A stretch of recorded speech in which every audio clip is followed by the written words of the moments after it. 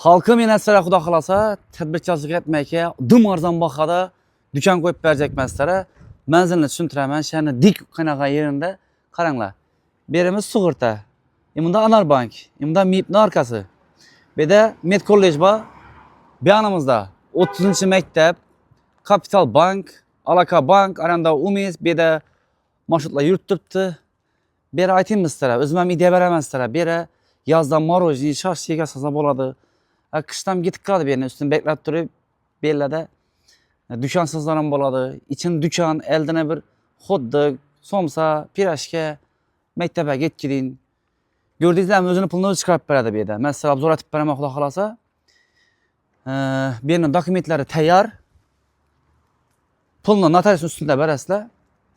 Dokument tekirib borgandan keyin, adı o'tgandan keyin bismillah. Berimiz yine kattagina shunday bir dükan, 24 kvadrat. Bunun bahası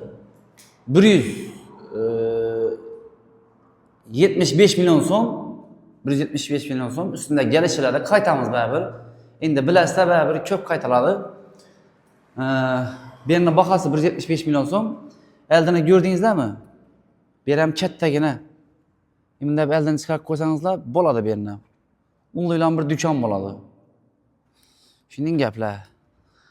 Esa Xudo xolasa nomerlarni pastga qo'yaman. Telefonlashib kelaverasizlar. Shani dik o'rtasida bu yerda yana chiqarib qo'ysangiz ham bo'ladi. Nomerlarni pastga qo'yaman. Jallari sog'in, salomat bo'linglar.